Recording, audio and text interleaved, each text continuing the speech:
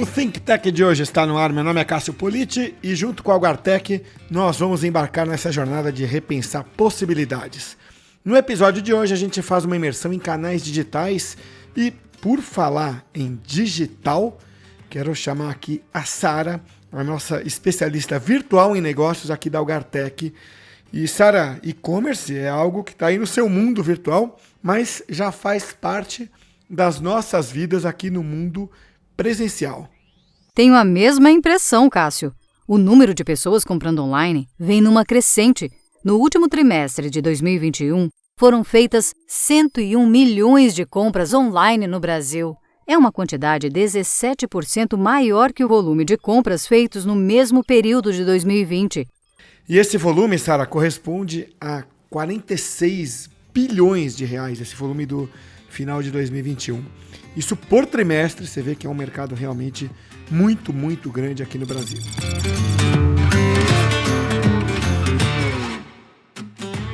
Para o bate-papo de hoje, eu tenho o prazer de receber o Rodrigo Spiller, que é CTIO. O que é isso? É CEO, mas CTO da Le Biscuit. Olha, se você mora no Nordeste, eu não preciso apresentar a Le Biscuit. Se você mora em outro estado, talvez não precise também, mas é bom aqui a gente dizer que é uma rede varejista de R$1 bilhão de faturamento, 50 anos de estrada, uma presença muito forte, muito intensa e muito marcante no Nordeste, mas não só lá. O Le Biscuit está em 14 estados do Brasil, vendendo ali utilidades domésticas, produtos de cama, mesa, banho, eletroportáteis, cozinha e por aí vai. Ô Rodrigo, muito bom ter você aqui no podcast. Obrigado por aceitar o convite para a gente conversar hoje. Obrigado, Cássio. Para mim é um prazer estar aqui. Legal, um prazer para a gente receber aqui, Rodrigo. Vou pedir perdão a você e a quem está nos ouvindo, que eu estou um pouquinho rouco. Né? A gente em São Paulo sofre essas coisas, você aí em Salvador, né, tem uma qualidade do ar, uma qualidade de vida invejáveis, né? A gente aqui em São Paulo, não vou criticar São Paulo, eu adoro São Paulo, mas a gente às vezes apanha aqui com a secura e coisas do tipo que me ferraram aqui com uma tosse seca agora. Mas vamos tocar. Sabe como é, né? Sim.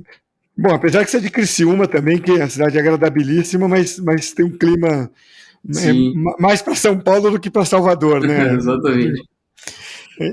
É isso aí. Mas vamos lá, vamos falar do tema que a gente se propôs a trazer hoje aqui. A Le Biscuit nasceu nos anos 60, né, no interior da Bahia, foi ganhando mercado, primeiro no Nordeste, como eu disse, depois pelo resto do Brasil. Mas hoje tem uma atuação online forte, né? E eu queria entender esse ponto especificamente, Rodrigo. Como é que foi essa entrada da Le Biscuit no mundo online? Legal, Cássio. Eu acho que é muito importante essa linha do tempo, né? Então a Le Biscuit, essa empresa super tradicional, né? Quando a gente chegou em 2020, a gente se viu numa situação com 150 lojas, né, lojas físicas, e tinha um projeto, né, de entrar no online, né? Então havia-se aí já um esforço dizendo, a Le Biscuit precisa ter essa presença online. Porém, tudo acelerou quando veio a pandemia, né? Então veio a pandemia e a gente se viu com 150 lojas físicas, tendo que fechar loja, abrir loja, né? Tudo aquele momento que a gente já conhece bem, né? E aí esses planos de aceleração, eles acabaram, de transformação digital, né? Eles acabaram acelerando muito para a gente, né? Então a gente teve aí um período muito pequeno, né, com as lojas paradas sem faturamento, onde a gente precisou, né, acelerar aí para conseguir estar com essa presença digital, né? Hoje a Le Biscuit, além das lojas físicas, ela tem presença, tem o nosso aplicativo próprio, né, o nosso app Le Biscuit. Hoje a gente tem um grande player omnicanal do Brasil, né? Então a gente tem o nosso site, a gente faz entregas a partir do nosso centro de distribuição, a gente faz entrega a partir das lojas, a gente faz clique e retire nas lojas, né? Então a pessoa pode comprar online no nosso site e retirar nas nossas lojas. A gente tem um programa, né, de venda direto chamado Le Consultores também, né? E tudo isso num período muito pequeno, né, de tempo, né? Muito acelerado aí pela pandemia. Pois é, você tocou nesse ponto aí da pandemia, né, que empurrou muita gente para o digital, né? como uma questão de sobrevivência. Aliás, em 2020 ia ter o IPO, né, da LibSquee, né, Rodrigo? E como é que isso impactou? Porque, pô, eu fico imaginando aqui, você tá ali, né, prestes a fazer um IPO, isso não é uma coisa que se faz assim, não é um projeto de 2 meses, né? Imagino que isso venha ganhando força, sendo discutido, sendo preparado nos anos anteriores, né? Exatamente. Isso de algum jeito mexeu com a LibSquee naquele momento de pandemia? Com certeza, Cássio. Tanto o IPO quanto a agenda digital foi um dos fatores da aceleração dessa agenda digital foi o IPO, né? Quando entra a pandemia e entra a incerteza do varejo, né, como a gente percebeu aí no Brasil, então a gente achou que ia ser 15 dias, que ia ser parado as lojas, depois a gente viu que o negócio ia durar mais, foi para um mês, e depois a gente viu, poxa, agora a gente precisa, né, não é mais o normal que a gente conhecia antes. E o varejo foi um dos principais setores impactados por isso, né? E essa acelerada aí do digital foi também motivada por isso, né? Então, a gente olhava para um lado, né, via os grandes e-commerces, né, com 70% de faturamento vindo do digital, a gente olhava para o outro lado, né, via e-commerces acelerando muito, comprando avião para fazer entrega, e a gente olhava para a LibSquee e era 100% físico, né? Então, essa janela do IPO, ela acabou fechando também, né, não somente por conta disso, mas por todo esse cenário, né? Pandemia, lojas físicas, agenda digital despriorizada, né, na época. Então, com certeza, e aí 2020, né, apesar de a gente ter acelerado no digital em 2020, não trouxe aí um bom resultado, e aí a LibSquee acabou adiando, né? Não digo desistindo, mas adiando essa entrada para o IPO. Então, e deixa eu entender naquele momento ali, o que vocês fizeram, e você especificamente, eu sei que teve muito envolvido nesse projeto, que veio de ação a partir dali? Que vocês falam assim, ó, né, o quadro que você, resumindo aí, estamos aqui, prestes a um IPO, todo mundo aí fora é online, a gente aqui é varejo físico, qualquer hora a gente faz online. Aí vem a pandemia e fala, qualquer hora escambau, né? Vamos fazer agora, né? O que veio de ação dali, então, Rodrigo? Exatamente. A primeira coisa que a gente fez foi, a gente precisa ter um site, né? Esse momento eu não estava na empresa ainda, foi um pouco antecessor à minha entrada, e foi feito um site muito rápido, né? Então, eu acho que também isso é o mal de quem acelerou muito durante a pandemia. Então, foi feito tudo muito rápido. Então, foi um pouco, né, um pouco planejamento. Então, põe tudo para dentro, vamos ver o que tem melhor de ferramentas melhores no mercado, vamos botar tudo junto e vamos fazer acontecer. Então, a gente contratou aí diversas empresas para ajudar a gente, consultorias e tudo mais, e foi colocado um site de pé, né? Porém, a transformação digital é muito mais do que colocar um site de pé, né? Quando entrei na LibSquee, uma dos grandes desafios era, a gente precisa ter uma empresa de tecnologia, né? Uma vez que o digital começa a ganhar essa notoriedade dentro da empresa, né, a gente precisa se transformar numa empresa de tecnologia. A tecnologia já é nosso core, né? Então a gente não pode deixar 100% em mãos de empresas terceirizadas e consultorias. E aí a gente começou a pensar em criar um time digital interno, né? E a gente não tinha tempo para criar um time digital interno na velocidade que a gente queria ganhar para fazer todas essas ações ali que eu comentei, de todos esses canais que a gente já tem hoje em 2022. Então a primeira ação que a gente fez foi, primeiro, né, o TI tradicional como estava, né, naquele momento, é algo que já não atendia mais a empresa, né? Então a gente vai precisar não pensar mais em uma torre de infraestrutura, uma torre de digital, uma torre de sistemas corporativos, mas sim pensar em missões, né? Então vamos criar um time multidisciplinar e vamos pensar em missões. E aí a gente viu, né, os projetos todos que a gente queria fazer, e a gente falou, a gente precisa acelerar isso. Então a primeira coisa que a gente fez foi, vamos entender se tem outra empresa no mercado, né, que tem aí a cultura, o know-how que a gente precisa, o tom que a gente precisa para criar esse time digital. E foi aí que a gente descobriu, né, já havia conversando aí um tempo, mas a gente descobriu, analisou algumas startups no mercado e conheceu a XGB.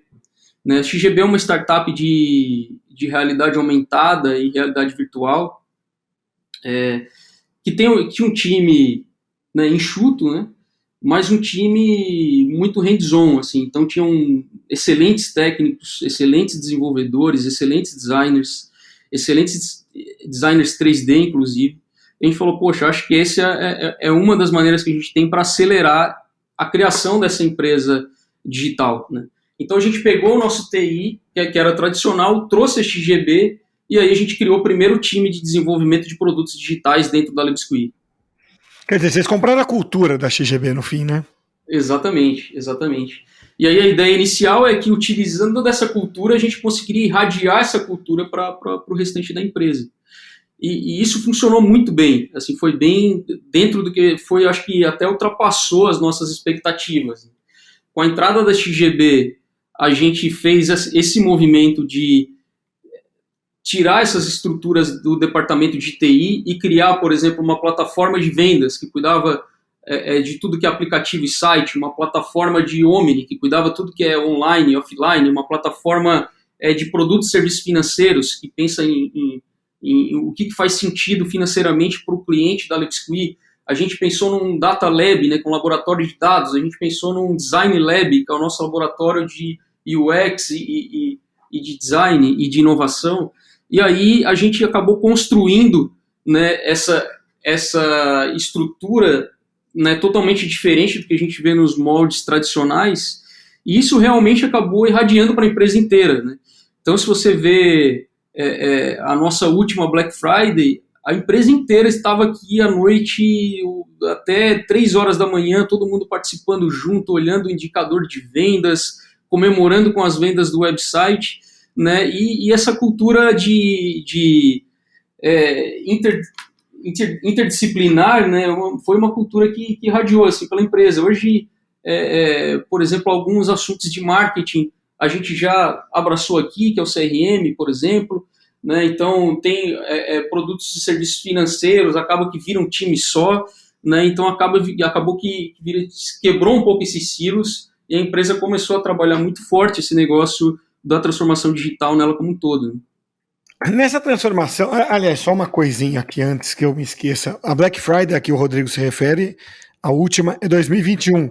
Falando isso, Rodrigo, não é por culpa sua, é por culpa nossa. A gente grava os podcasts com antecedência e às vezes as pessoas já estão pensando, pô, será que tá falando de qual Black Friday, dependendo de quando sair.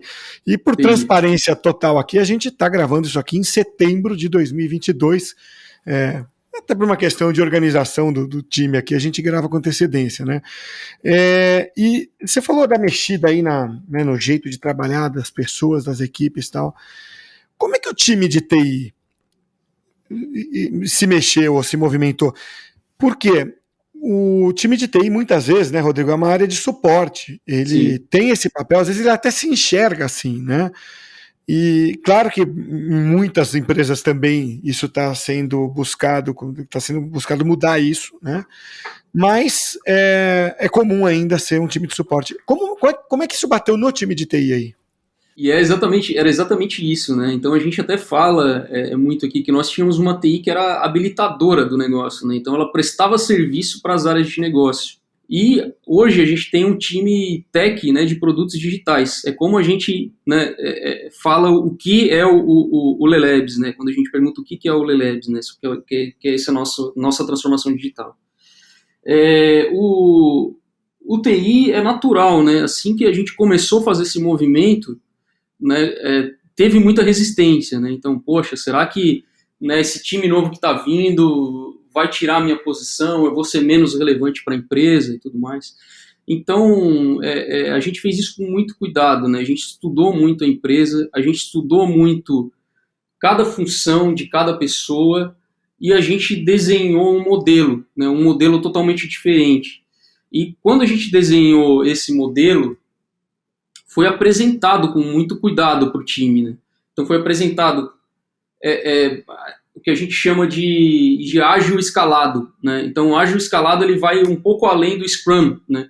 Então, a gente tinha esses times da startup que trabalhavam muito bem o Scrum, um time pequeno. A gente tinha os times da TI que trabalhavam no modelo Waterfall.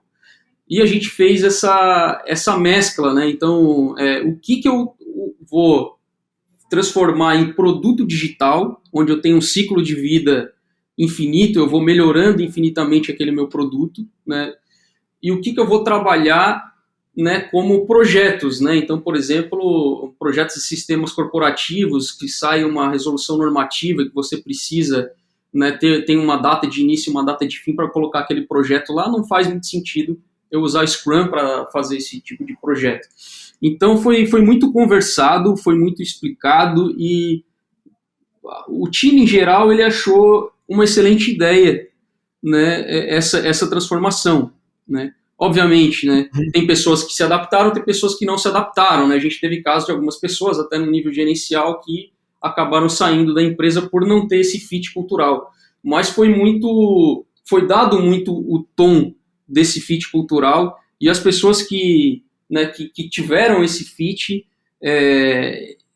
foi um ganho assim, muito grande, né? Para você ter uma ideia, em 2020, né, tínhamos um canal, né, depois virou 2 canais, mas quando a gente aplicou essa transformação digital, a gente passou de 2 canais para 6 canais digitais, muito rapidamente. E a gente aumentou o faturamento em mais de 10 vezes. Se a gente pegar novembro de 2021, a gente faturou só em novembro de 2021 5 vezes mais do que o ano inteiro de 2020 no digital. E isso foi uma virada de chave muito grande. Então, assim, percebeu-se que essa transformação digital, ela foi muito fluida e teve, né, a aceitação de todo mundo, né? Eu não digo só do time de TI, mas eu digo da empresa inteira, do management, né, do C-level da empresa e principalmente também do board de administração da empresa. Então todo mundo estava comprado nessa agenda, que fez isso ser possível acontecer, né? E, Rodrigo, quantos canais são hoje? Então, aonde chegou isso em termos operacionais? São 6 canais, né? Hoje a gente tem aí 6 canais digitais, a gente tem a loja física, né? A gente tem o nosso sistema de prateleira infinita, que a gente chama de Lemais. Então, se você vai numa loja física e você quer comprar um produto que é exclusivo de e-commerce, algum produto, por exemplo, que não caiba na loja, uma cama elástica, uma bicicleta, né, que as nossas lojas elas são de 600 metros a 1.000 metros quadrados, mais ou menos. Então, e a gente tem uma gama exclusiva para e-commerce, né? Então, se você quiser comprar, a gente vende também 3P, né? Então, produtos de outros vendedores. Então, eu quero comprar uma geladeira, eu quero comprar um ar-condicionado que não tem na loja. Hoje a gente já possibilita com o Lê Mais. A gente tem o Lê Consultores, que é a nossa plataforma de venda direta. Então, uma pessoa pode vender para os seus familiares, para os seus amigos, né? Criar um carrinho de compras, passar um link e ela ganha uma comissão por essas vendas. A gente tem o nosso marketplace, né? Marketplace in e out, né? Então a gente vende de outros sellers no nosso site. A gente também vende produtos em outros sites, né? A gente trata isso como um canal só. A gente tem o nosso site, né? O nosso website, o e-commerce, onde a gente vende os nossos produtos, e a gente tem o nosso aplicativo mobile também, né? Que fazem esses 6 canais aí digitais. E como é que isso bateu em resultado, hein? Você tem os canais lá, mas eles conseguiram representar uma fatia relevante das vendas? Com certeza. Antes era, em 2020, 1% da empresa. Hoje a gente já está em 11%, né? Então é bem relevante e a gente está num movimento, né? Então teve algumas fases, né, dessa transformação, né? Então o primeiro momento vamos investir muito em tecnologia e vamos vender. A gente conseguiu uma venda bem expressiva ali em 2021. Em 2022 a gente vamos parar agora, vamos pensar, porque a gente precisa crescer, mas precisa crescer sustentável, né? A gente não pode crescer muito alavancado, né? Porque senão lá no final do dia a gente está tendo bastante venda, mas no final do dia a gente não tem tanto lucro assim, né? Então, em 2022 foi o ano de vamos baixar um pouquinho a nossa venda, né? mas olhar profundamente os nossos custos, olhar profundamente as ações que vão trazer, por exemplo, uma venda mais orgânica, né? Não só uma venda que vem de mídia paga, mas a gente precisa ter os nossos canais orgânicos. Então a gente tem esse movimento a gente teve uma grande aceleração no primeiro ano, no segundo ano a gente manteve aí os mesmos patamares, né? Então a gente, de 21 para 22, a gente está aí mais ou menos no mesmo patamar, 12%, 13%, e agora a gente chegou num ponto que é a lucratividade, né? Então a gente chegou num ponto dizendo, cara, agora, a partir de agora, o nosso e-commerce, ele não está mais gerando o EBITDA negativo, né? O nosso e-commerce agora, ele está crescendo sustentável. E é onde agora, nesse ponto, exatamente onde a gente está, de acelerar, né, agora as nossas vendas e ter esse crescimento aí sustentável, né? Então a gente teve todas essas fases. Veio na esteira disso, eu acho que mais alguma iniciativa aí, né? Eu estava nas minhas pesquisas aqui, vendo que vocês tiveram tem agora, né, o cartão LibSquid BMG. Que é isso que eu acho interessante, às vezes, quando você parte para essa digitalização, né? Ou, na verdade, transformação digital é mais do que digitalização nesse caso, começam a surgir oportunidades, né? Sim. Então, poxa, e essa coisa, a gente até tratou disso outro dia no podcast aqui, que vai ter esse cross, né, das empresas. Você vê assim, né, empresa financeira, né, virando serviço. Vou dar um exemplo, né? Pega aplicativo de entrega de comida, né, tipo iFood, virando financeira. Né? Aí você pega, sabe, esse cross que você vai tendo, né, das empresas, pega Netflix, né, daqui a pouco tá em outra atividade e tal, porque via digital isso é possível. Esse projeto tem a ver com isso, ou eu estou viajando aqui, são iniciativas distintas? Com certeza, o nosso cliente é cada vez mais digitalizado, né? Então, se a gente pegar, nós possuíamos um cartão antes, um cartão muito mais físico, né? Um cartão nos moldes tradicionais, porém com toda essa digitalização a gente precisava também ter tecnologia suficiente para o nosso cliente se beneficiar, né? Então ele estava pedindo muito cashback, ele estava pedindo, né, uma aprovação de um crédito maior, ele estava pedindo um cartão para uso online, ele estava pedindo que ele pudesse, né, utilizar o nosso aplicativo para gerenciar suas contas no cartão. Então foi muito por conta disso, né, que a gente seguiu aí com a parceria com o BMG, uma parceria que deu muito sucesso.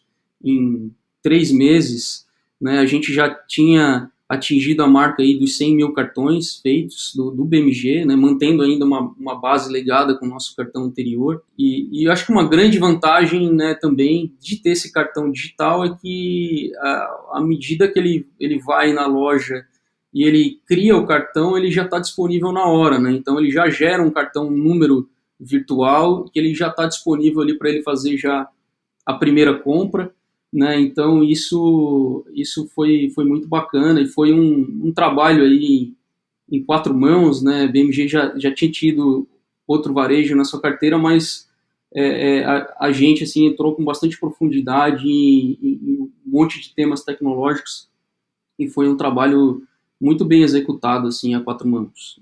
Ô, Rodrigo, essa ideia do Agile que você, né, mencionou, né, um Agile escalado, né, como você falou, vai além dos Scrum, Kanban, tudo mais.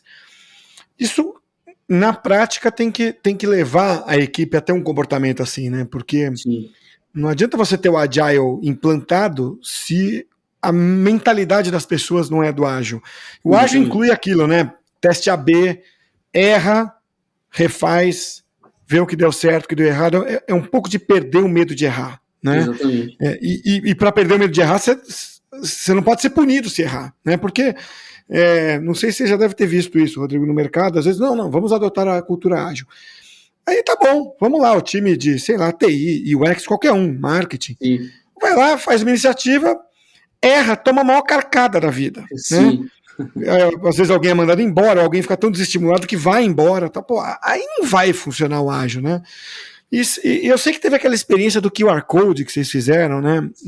Eu acho que ela tem um pouco a ver com essa coisa do vamos errar rapidamente, que é melhor do que acertar lentamente, não é? Com certeza, com certeza. A gente tem uma cultura muito orientada ao aprendizado, né?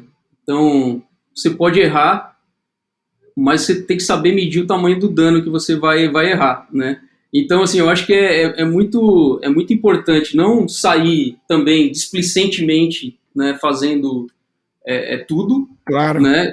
Mas é saber medir esse dano, e a gente é muito incentivado a isso, né? Essa cultura de, pô, vamos lá, vamos testar, vamos colocar no ar. A gente criou duas figuras importantes na nossa transformação digital, que foi o Design Lab e o Data Lab, né? Os dois são totalmente orientados a dados, né? Então, sempre que a gente vai fazer algo, por exemplo, eu vou criar um novo checkout para o aplicativo, né? A página de checkout, lá onde ele vai fazer o pagamento do aplicativo. Toda vez que a gente faz isso, a gente liga um botãozinho que pede feedback do nosso cliente final, isso falando dos meios digitais, né? Eu vou chegar depois lá no que a gente fez na loja física. A gente liga um botão onde é possível que o cliente passe um feedback para a gente faz gravações de tela e a gente faz também mapa de calor. Então, a gente lança uma funcionalidade, né, a gente chama de feature flag, né, onde a gente determina que um grupo de controle que vai testar aquela funcionalidade e um grupo de controle que vai ficar sem aquela funcionalidade. E aí a gente liga essa flag, né, para essa nova funcionalidade e depois faz todos esses testes. A pessoa que estava ligado, o que ela deu de feedback, qual foi o comportamento dela, a gente analisa as telas e toma decisões baseado 100% em dados, né? Hoje os nossos Product Owners, né, que são aí os gestores aí dos nossos produtos, eles têm autonomia completa, né? Eu não falo para eles, não drivo eles dizendo, cara, faz isso, faz aquilo outro. Eles são completamente independentes para tomar essas decisões. Obviamente, a gente tem um sistema de OKR, onde a gente define quais são os objetivos, os resultados-chave que a gente espera, e dentro desses OKRs são cascateados até ao nível de cada time, né, de cada time de tecnologia, cada equipe, squad, e ali eles tomam as próprias decisões. Esse exemplo que você falou do QR Code, né, a gente queria entender o comportamento do cliente na loja, porque a gente tinha alguns QR Codes espalhados ali pela loja, porém a gente tinha muito baixa adesão, né? Então a gente tinha que entender, pô, será que é cultural, né? Será que a gente é pelo QR Code mesmo? Ou será que a gente não está dando incentivo suficiente? Então a gente colocou totens aí de 1,5 metro de altura, com QR Code enorme e uma comunicação muito clara de 50% de desconto para ele comprar utilizando aquele QR Code. E a gente colocou para rodar em um dia e a gente teve 0 vendas, né? Então a gente identificou, pô, realmente o timing talvez não seja o melhor timing, e a gente entendeu que aquela solução do QR Code precisava ter um refinamento, um estudo melhor. Então a gente descontinuou aquela ação que a gente estava fazendo na loja naquele momento. É isso aí, a cultura do vamos fazer, errar, acertar, mas eu concordo 100% com você, não é uma permissão para errar, né, alucinadamente, é uma permissão, na verdade é uma cultura, né, de você eu adoro essa frase, errar rapidamente e corrigir rapidamente, melhor do que acertar lentamente, né? Exatamente. Acho que essa cultura da geração aí, que tá, eu não sei se é XYZ, eu nunca lembro qual é o nome, mas essa turma aí que hoje comanda Alpha, né, de um jeito ágil, né, sei lá, a tua turma assim, Rodrigo, que pensa desse jeito mais ágil, sei nem se tem a ver com idade isso, acho que às vezes tem mais a ver, né, com a forma de pensar. Sim. Mas não vou aqui desqualificar os estudos de geração que a gente sabe que são muito sérios e eu acredito neles também. E, Rodrigo, eu queria tocar em mais um tema aqui, né, para a gente fechar o papo, que você falou da XGB, né, que é uma empresa de realidade aumentada, né? E para quem não sabe, assim, eu não tenho intimidade com o tema, é fácil hoje explicar a realidade aumentada, né? Nos últimos 5, 6 anos ficou fácil. Pokémon Go, né? Ou até aqueles aplicativozinhos de Instagram que ficam pondo focinho em você, máscara, não sei o quê, asa de anjinho e tal. também é um jeito de realidade aumentada. Você coloca na tela uma coisa que parece real, mas ela está só ali no virtual, em 3D geralmente. Isso vai levar vocês de algum jeito, abrir um caminho, pelo menos, para estudar, ficar de olho, e quem sabe chegar primeiro no metaverso, ou isso não está no radar de vocês ainda? Com certeza, está no nosso radar, a gente está sempre de olho, né? E acho que o nosso desafio como varejista, né, tá de olho no timing, né? Eu acho que essa é o grande desafio, né? A gente teve essa semana uma palestra nossa do Lelabs para a empresa inteira, pessoal de loja e tudo mais, onde a gente mandou um convite para explicar o que é o metaverso. A gente tem 2.000 funcionários e tinham aproximadamente 300 pessoas, né, que escutaram essa palestra de 2 horas do começo até o fim, né? Então, assim, a gente está muito antenado, tanto a XGB, né, que veio com esse skill, e a gente trouxe esse skill para dentro, né? Hoje, se você entrar no nosso aplicativo, né, a gente tem aí quase 300 produtos com realidade aumentada e 3D, né? Então você consegue virar ele dentro do aplicativo, olhar todos os detalhes, e você consegue projetar dentro do seu ambiente. E também, além da skill da XGB, a gente faz tudo internamente. Então o nosso fotógrafo que tira foto still dos produtos é o mesmo fotógrafo que tira as fotos para fazer o 3D.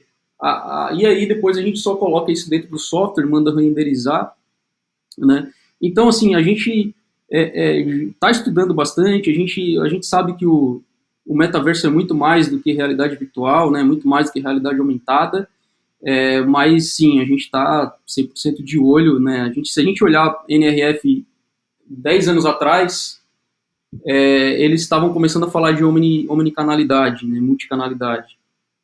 Se a gente olhar a multicanalidade, hoje é uma realidade. Então, quem entrou lá atrás, talvez entrou de uma forma também um pouco early adopter, né? Então demorou um pouco mais para tracionar isso. E a gente está nesse momento, né? Então a gente está estudando as tecnologias, está criando, né, algumas coisas que possam ser migradas depois para o metaverso, mas a gente está de olho nesse timing aí para nem ser extremamente early adopter e também não, né, deixar esse trem passar. É isso aí. Rodrigo, eu quero agradecer muito a você por bater esse papo, né, tão solto e tão fácil de acompanhar. Você fala de um jeito muito, muito fácil de seguir o que você está falando, o que você está apresentando. E, puxa, fico feliz de ver, né, empresas que, por uma razão ou por outra, juntam o tradicional ao presente e ao futuro, né? Que é o caso de vocês. Eu quero dizer com isso, né? Pô, tinha ali as 150 lojas tal, e de repente você vai olhar, vira uma empresa relevante, né? Já é uma empresa relevante no cenário da internet, que é muito disputado também. Então, parabéns aí pela transformação que você ajudou a protagonizar dentro da Lebisqui, e obrigado por participar aqui hoje. Imagina, Cássio, eu acho que foi fácil para mim também, foi muito fácil, o primeiro podcast assim, que eu participo, e pô, daria pra gente ficar conversando aí o dia todo, né? Sim. Passou muito rápido. Obrigado, hein?